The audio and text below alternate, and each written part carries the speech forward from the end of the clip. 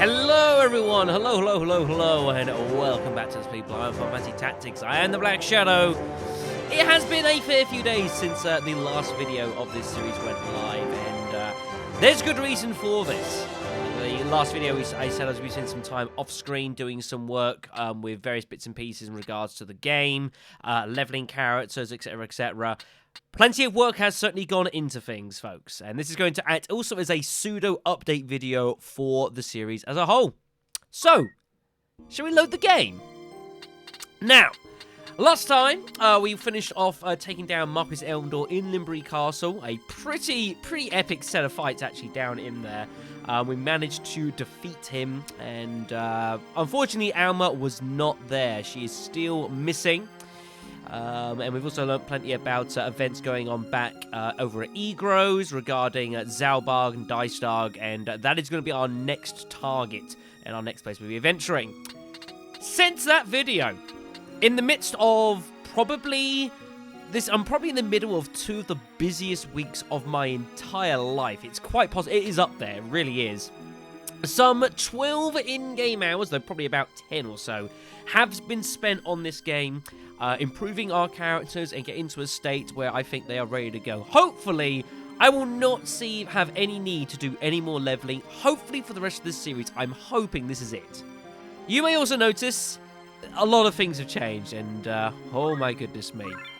Right then, so whilst we've been off screen, I have done a lot of work with the pipe in regards to doing errands, first of all across this whole eastern side of the map, Zeltenia, Limbury, Berenvia, Basalat. All these areas have been doing tons and loads of trade missions for them.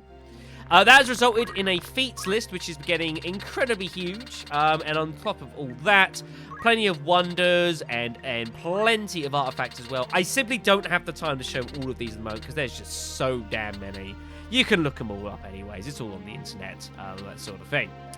And that was basically me just doing errands just in a way to increase our money, which we needed because we've been running a bit low because shit gets expensive, as well as the fact that it also increases and just speeds up the leveling process and getting extra little ability points for various party members.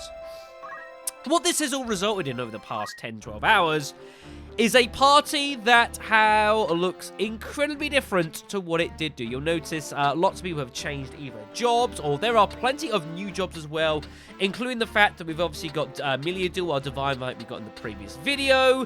Of course, the great Count Cid, the Thunder God himself, just absolutely kicking ass.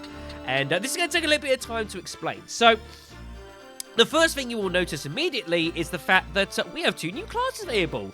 The Samurai and Ninja classes. Now, I can't remember the exact details of how this came about. But I think what had happened, basically, was I was spending some time just improving. I mean, there's some characters. Let me take Vivi just to show off the requirements for these various jobs here. There we go. So I believe I was getting someone ready to go down the Dragoon route. I think it was actually going to be Catherine. I think I was looking to make her a female Dragoon. So I sent her down the thief path, and that was all well and good. And I boosted up her level 4 thief in order to get that.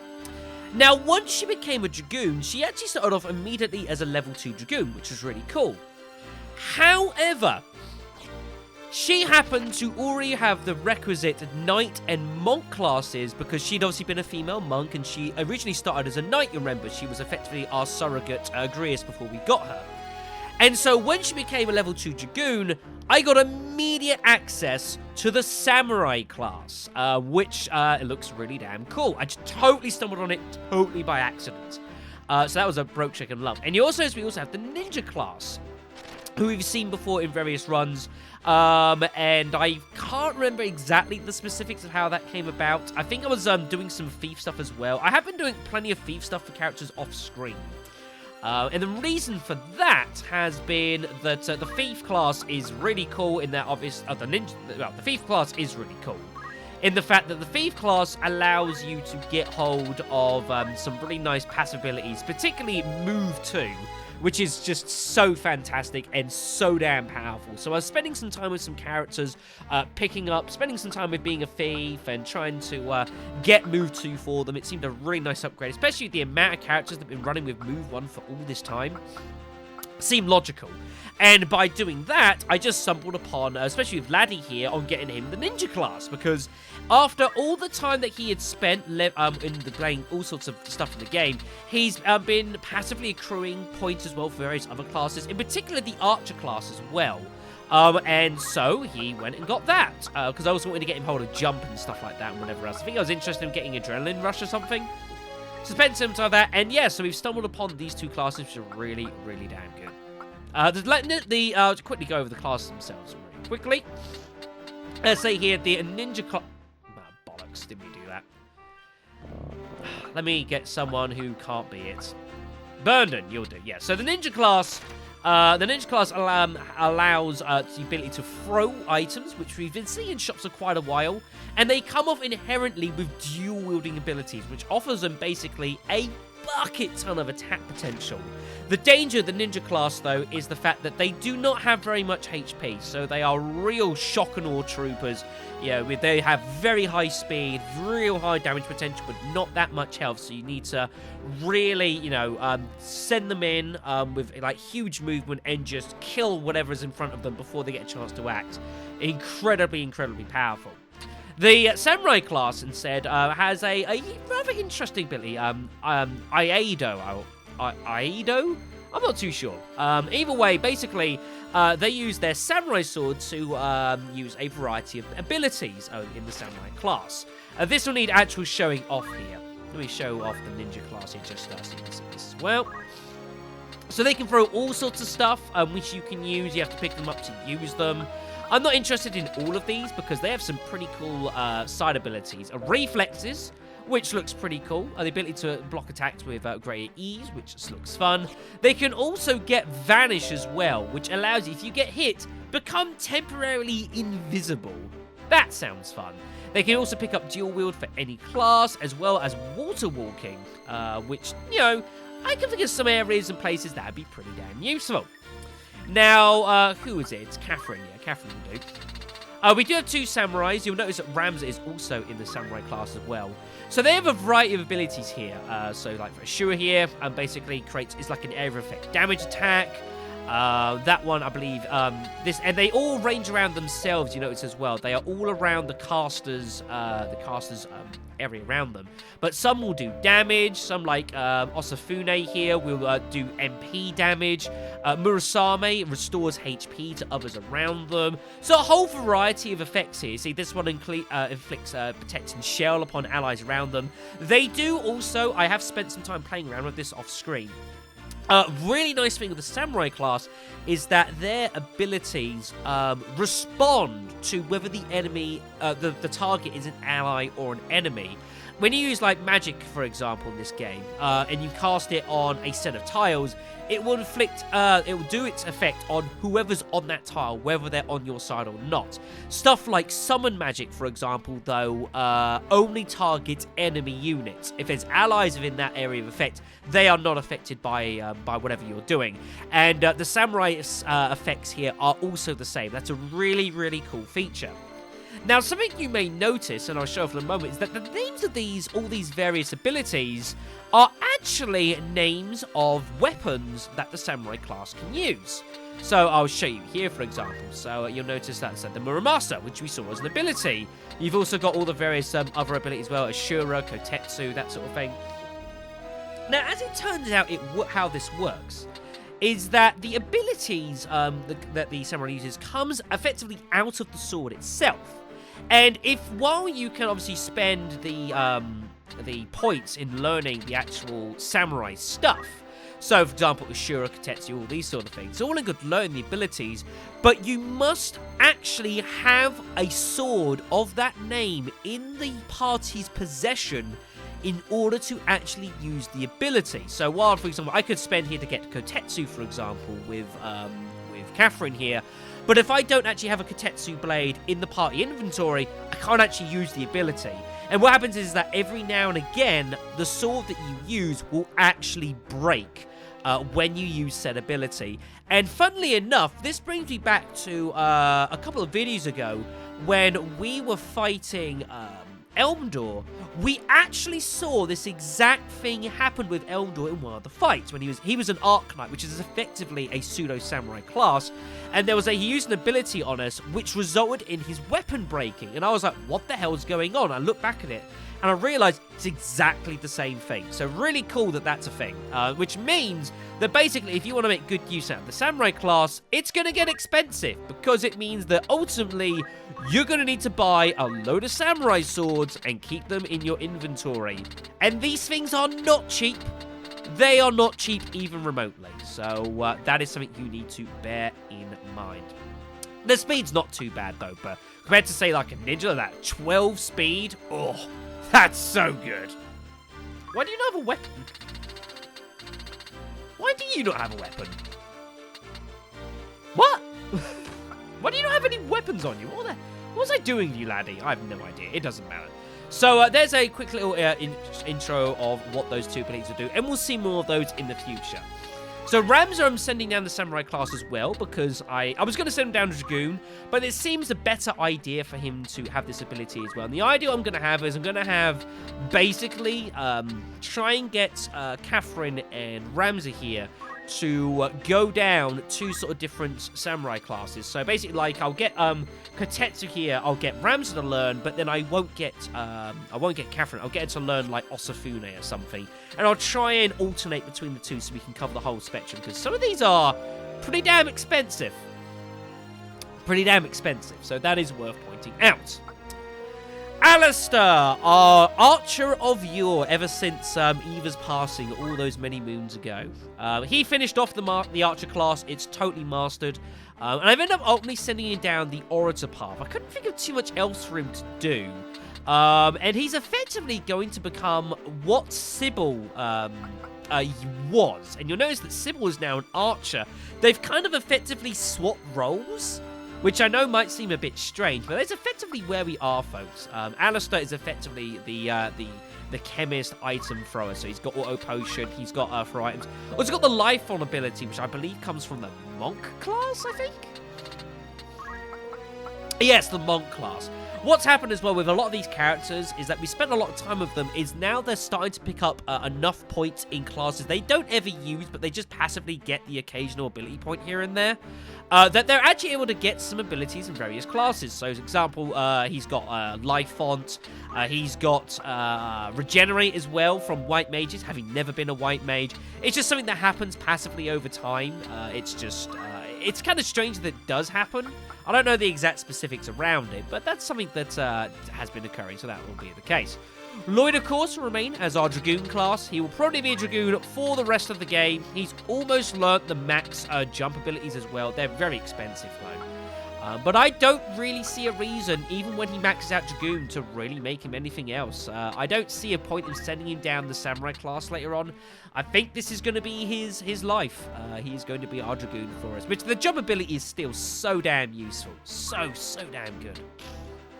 What I have spent as well, a lot of characters have got, like, items on the side. Ramza will have items from time to time.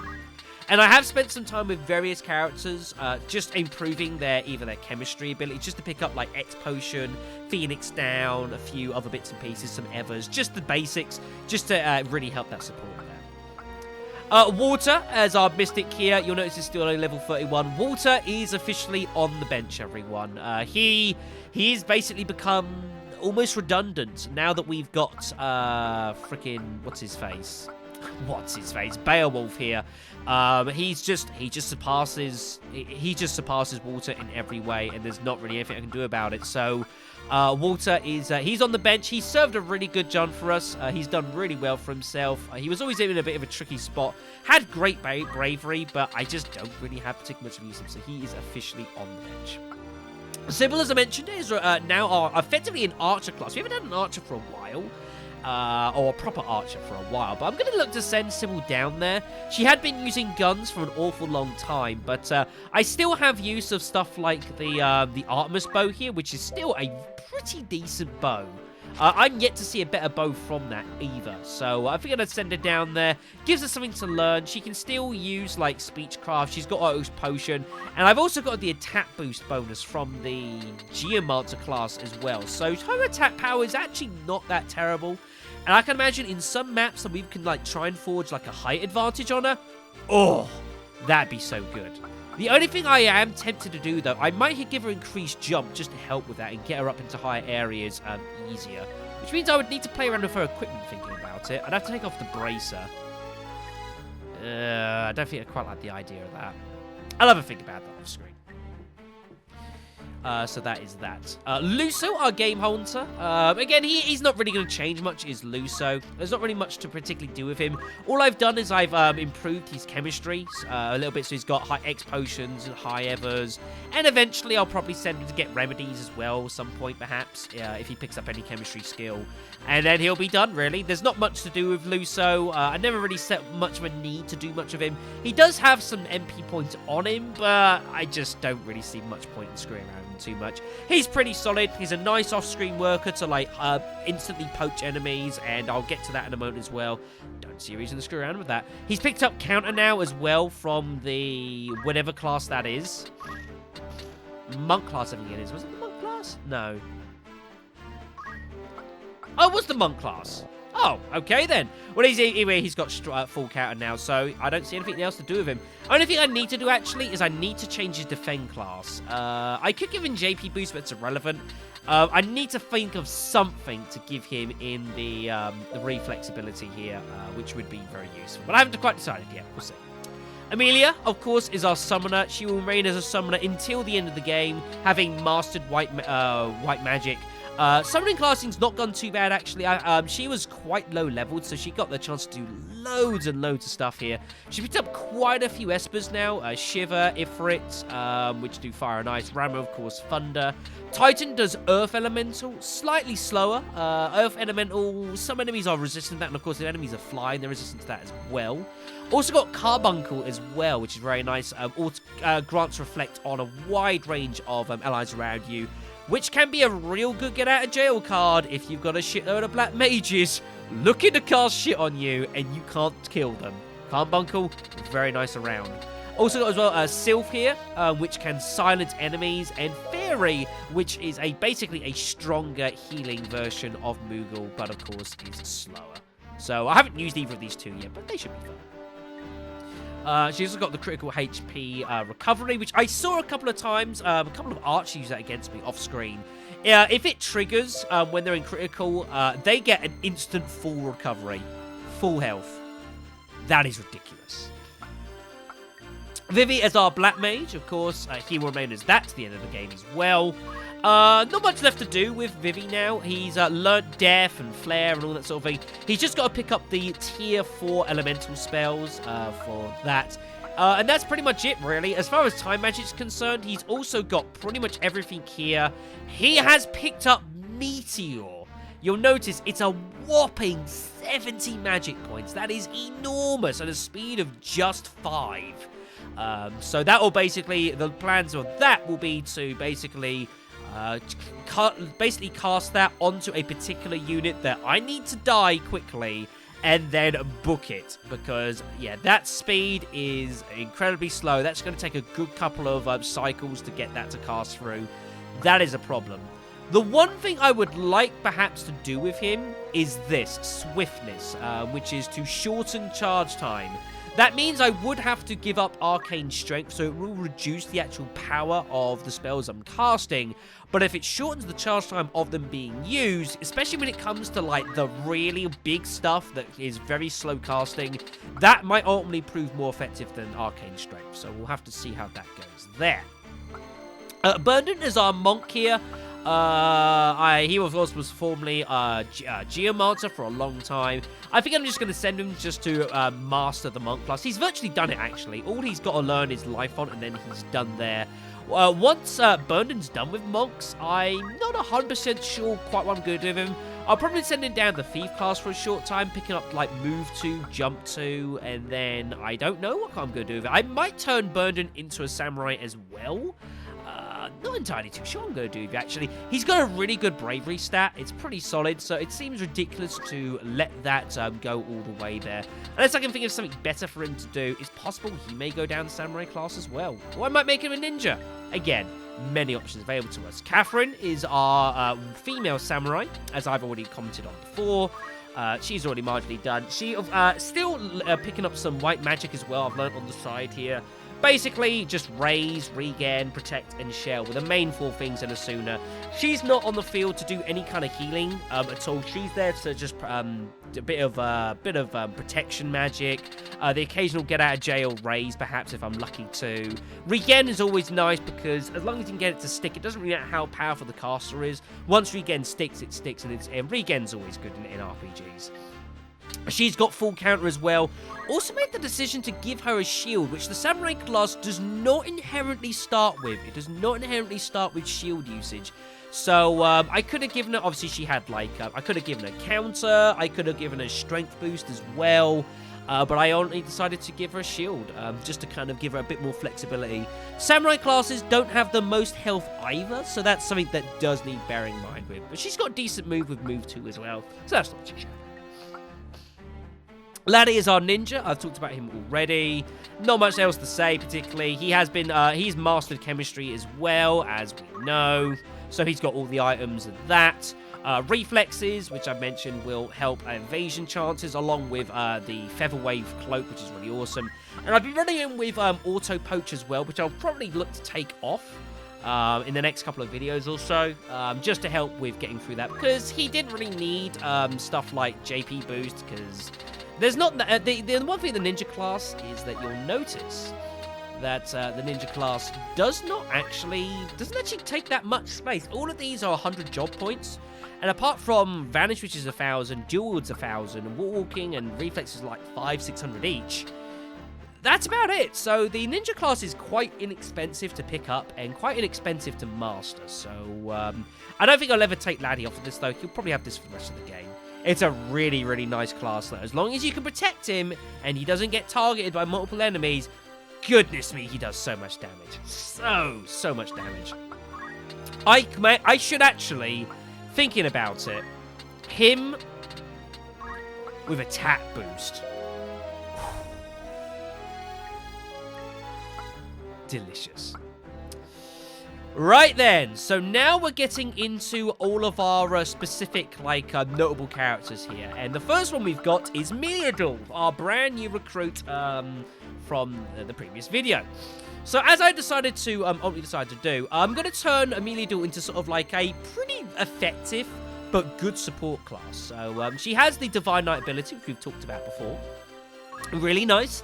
She has crushed armor, weapon, and helm weapon, so she's she's going to be quite effective against human targets in order to destroy their equipment and weaken them, as well as various bits and pieces she's got here. As I mentioned I was going to do, though, I've decided to send her down the time magic route because she does have some magic points, and it would be really good to try and make use of those. So she's been picking up, like, Haze, Slow, and Reflect as well. She hasn't had much time to learn very much of it because she came into the party quite high-leveled as it was anyways. So, that's going to be the idea. So, to basically finish off a Divine Knight, so pick up Crush Accessory, that'd be pretty nice. And then whenever I'm doing any off-screen work or anything like that, I will send her down and get some time magic experience. Pick up maybe like Haze Jar. Haze Jar would be pretty good.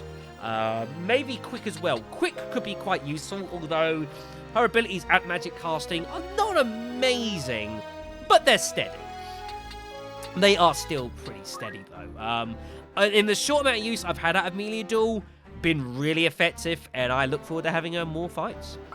Mustadio, as you all know, of course, is he is no longer part of the team. My headcanon is that he comes between us and going back to his father back in Goo.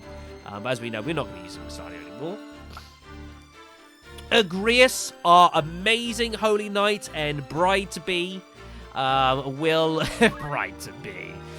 I spent some time with Agrias learning more white magic because it was becoming a weak area of hers. Of course, we know the pure damage dealing that she can do.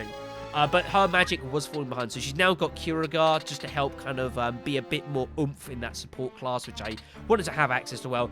I gave her Holy, which could be funny. I don't expect her to ever use Holy magic, but there might be the odd occasion where maybe I need to attack someone using magic rather than the Sword Blades, and she has Holy. It's the most powerful spell she's basically ever going to learn. She can cast it once or twice. She does have quite a lot of magic points, so she has the ability of being that support class as and when required, but of course, the Holy Knight, what a fucking powerful technique.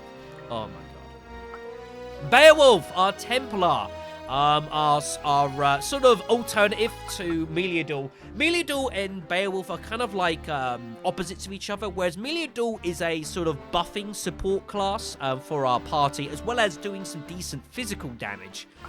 Beowulf instead is the debuffing of enemies class, along with some support attacking magic on enemies as well. Much more focused on his MPs. I don't expect to see very much actual physical combat, but as we've already seen with his Templar cast, the fact that you can cast all of this shit here, all of these nasty, nasty debuffs onto enemies, and it's instant, is so powerful. The fact they're all speed 0, that is so damn amazing.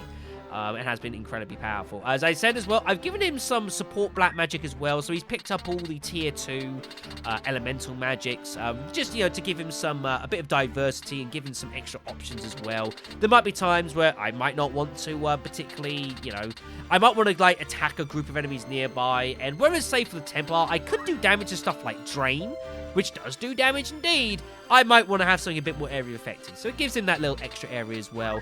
And his magic stats is not that bad, you know? It's not that bad. He could do with a better faith, I guess. But, you know, that is what it is. Outside of that, though, the one weakness of Beowulf at the moment is his abilities here aren't the greatest. I could do with developing those at some point, but he doesn't really have that many, doesn't have particularly that many abilities around him.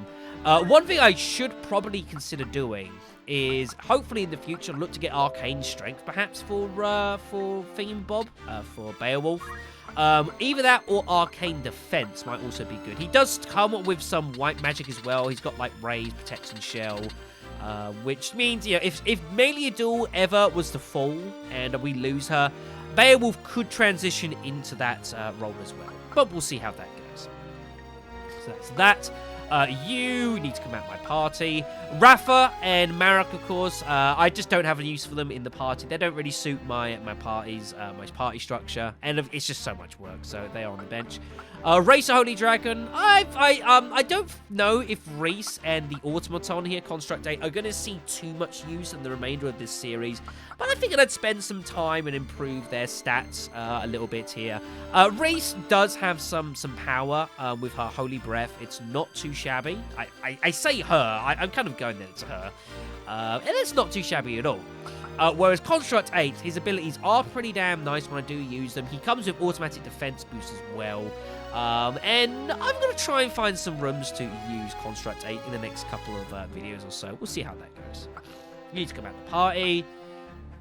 And then we get to the Thunder God. Now, it has been commented by a few folks, both in commented videos as well as personally.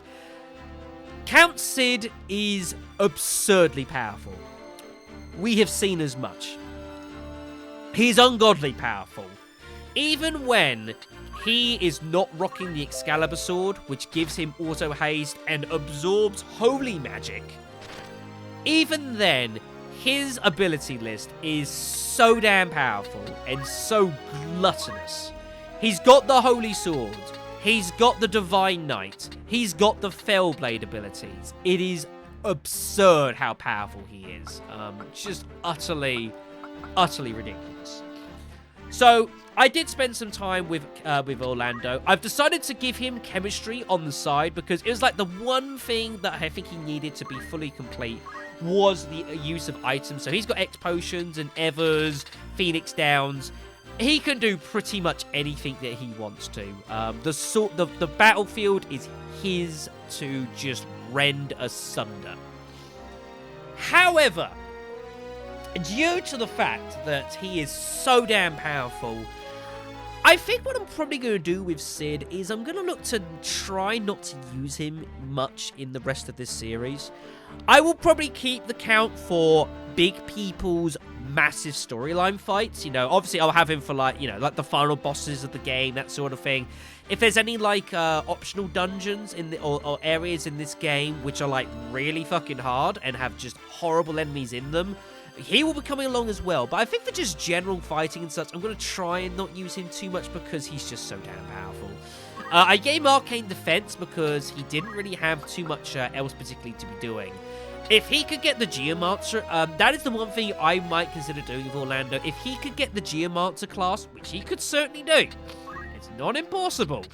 I could get in the Geomancer class with Monk level 4. I could spend the time doing that. He's already a level 2 Monk. And get him attack boost. Dear Lord, that is just beyond broken. Beyond broken. So, we'll be seeing more of the count before this series is through. But it won't be immediately. It will not be immediately. Right, so that is pretty much everyone. That is everyone in the party then. Let's give you guys your marching orders here. You shall all be future endeavored. There you go. Dismiss.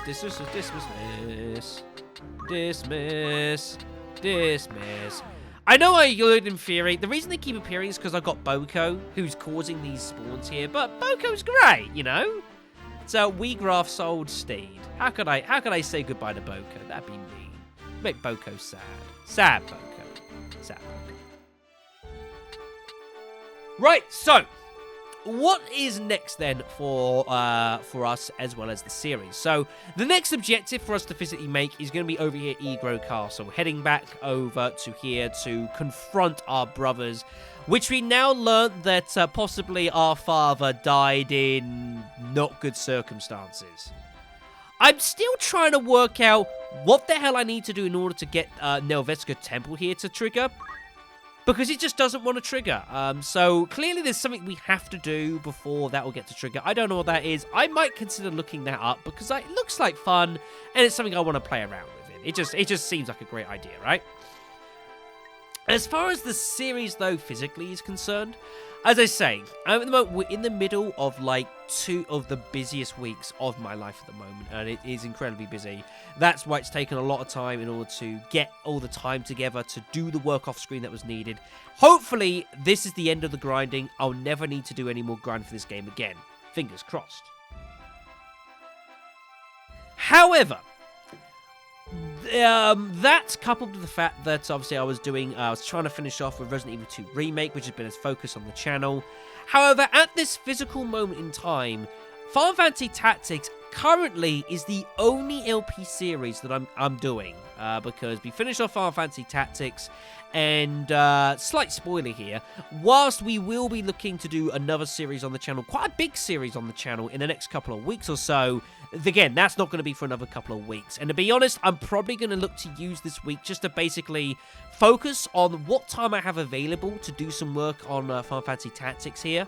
We'll head over to Egros, we'll do the events there. I'll spend some time doing whatever else comes up in front, and that will all be very well and good. But I'm going to look to use the next week or so to spend specifically on Final Fantasy Tactics to get some videos out for this, because I'm desperate to get this finished. I would not spend 10-12 hours spending time off screen grinding this party together if I had no intentions of finishing this series. It's something I do want to do. We've come a long way, and I have enjoyed this game. It has been somewhat of a victim of circumstance from time to time. That's the nature of RPGing on occasionally, and that's the danger of LPing RPGs. It does happen.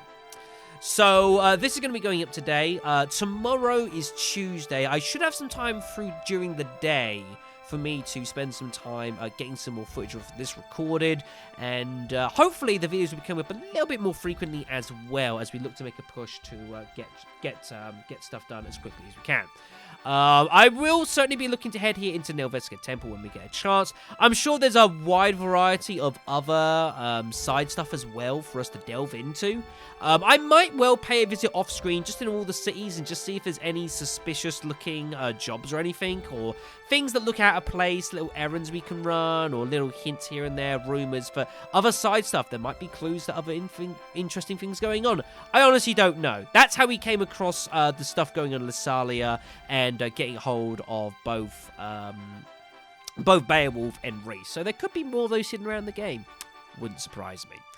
Anyways, that's going to be the end of this video. So thank you much for listening and watching for the past 40 minutes or so. Yes, next time we will be making our way over to Ego's castle unless something else suspicious happens, which is not impossible. And we will take things from there, basically. One more thing I should talk about as well before we do finish is equipment. I have spent a lot of money off screen getting people shitloads of equipment. Like I said, I've got all the samurai swords. That costs a lot of money. I've got quite a lot of braces now, which give attack +3, which quite a few classes need now, like the samurai, the ninja, monk classes can all use the bracer. All really, really nice stuff as well. And there's probably some bits and pieces as well. I'll give you just a quick little glow over of people's equipment, just so you can see it there. Alright then, so yeah, so thank you much for watching, and yeah, next time we'll be making our way over to Ego's castle, and we will be confronting our brothers about what seemingly happened to our father, and the fact that he might well have been murdered. Bad times. See you then.